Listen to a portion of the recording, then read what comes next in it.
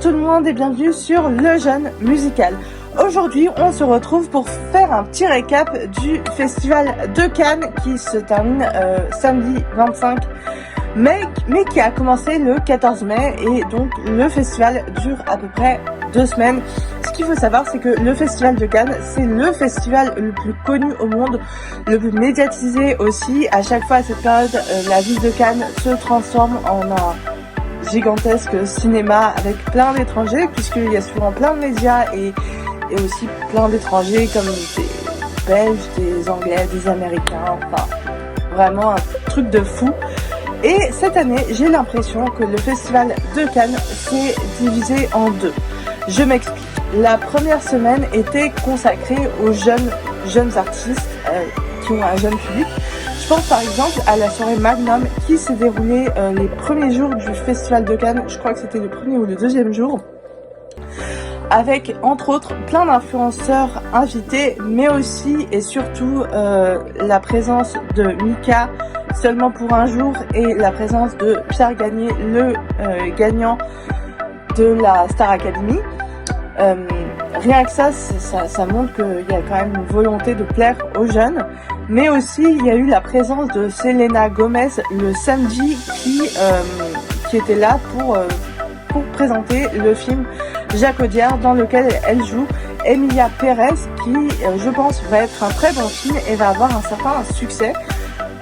Même si elle joue pas le rôle principal, elle joue clairement un second rôle. Je pense que le film va trouver son public tout simplement et va avoir un certain succès, notamment grâce à la présence de Selena Gomez, même si en fait Jacques Audiard dit clairement qu'il a pris pour elle, pour Selena, parce qu'elle jouait bien. Je pense aussi qu'avoir Selena Gomez dans son film, c'est pas de refus puisqu'elle va ramener toute une partie de la population qui est jeune et qui la suit sur les réseaux sociaux au cinéma. Mais ce dont j'ai vraiment envie de vous parler aujourd'hui, ce sont les compositeurs de films. Parce que oui, si on prend l'exemple du film Emilia Pérez, il y a de la musique dedans. Selena chante la BO du film, elle chante une chanson El Camino en espagnol. Donc la musique a un rôle important dans ce film. Et comme dans d'autres films, par exemple, le film, un petit truc en plus d'Artus, dans ce film, ils ont pris la chanson Clic Clic Pan Pan de Yans et ils l'ont mis dans le film. Et pourtant, l'équipe du film est présente à Cannes, mais pas cet artiste. J'espère que du coup il a été crédité, parce que quand même, c'est pas bien d'utiliser sa musique sans son autorisation. En tout cas, moi j'ai quelque chose à dire, c'est le rôle des compositeurs de films, parce que pour moi, là, il n'y a pas de musique dans un bon film.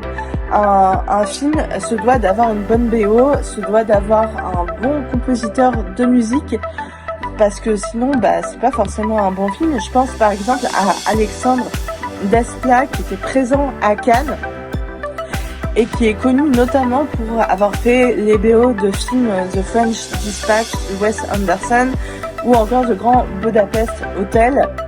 La Forme de l'eau aussi, un film qui est sorti en 2017, fantastique, Mr. Fox, qui est un film sorti en 2009, mais il est aussi connu entre autres pour avoir fait la BO du film Harry Potter et les reliques de la mort, deuxième partie, sortie en 2011. Rien que ça, c'est beaucoup, ça avait quand même un joli palmarès.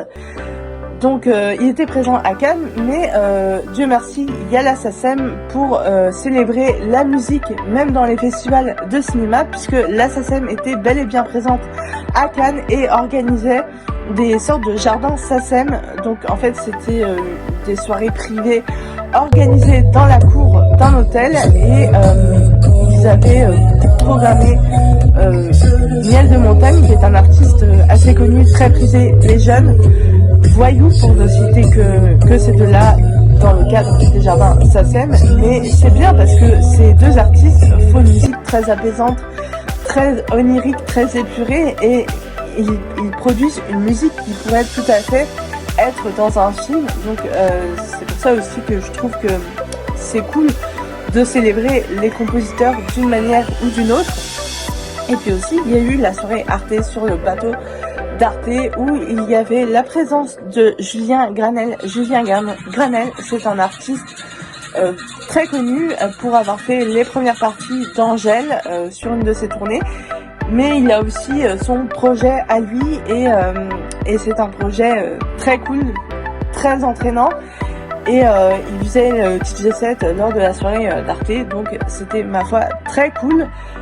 Pour autant, je pense que sa musique aurait aussi sa place dans un film. Et je pense que les compositeurs de musique devraient recevoir un prix à Cannes parce que il n'y a pas de bons films sans musique, comme je le dis. Ils ont déjà fait un petit effort pour avoir récompensé les films Miyazaki, donc le studio Ghibli qui a redonné ses lettres de noblesse à l'animation, que ce soit l'animation française ou l'animation japonaise. Mais maintenant, quand on parle des studios Ghibli, on pense bien sûr au film de Miyazaki et vraiment ça fait partie de la culture. N'importe qui s'intéresse au cinéma connaît forcément ça. Donc voilà, donc déjà c'est cool que il y ait eu un prix d'honneur pour les studios Ghibli, pour l'ensemble de l'œuvre des studios Ghibli, ça c'est chouette. Après, je pense que le Festival de Cannes devrait récompenser les compositeurs comme Alexandre Desplat, puisque c'est un compositeur français et honnêtement il aurait sa place au Festival de Cannes en tant que compositeur. Et il pourrait recevoir son prix au Grand Théâtre Lumière. Je dis ça, je dis rien. N'hésitez pas à me dire ce que vous en avez pensé dans les commentaires. Est-ce que vous pensez que les compositeurs de films mériteraient d'avoir un prix à Cannes? Ou alors est-ce que les compositeurs de films sont relégués vraiment au second plan? Parce que même si le réalisateur fait tout le film, les réalisateurs et les scénaristes font vraiment le film, sont l'entièreté du film. Les compositeurs aussi, donc voilà, n'hésitez pas à me dire ça dans les commentaires pour qu'on en discute ensemble et moi je vous retrouve très bientôt.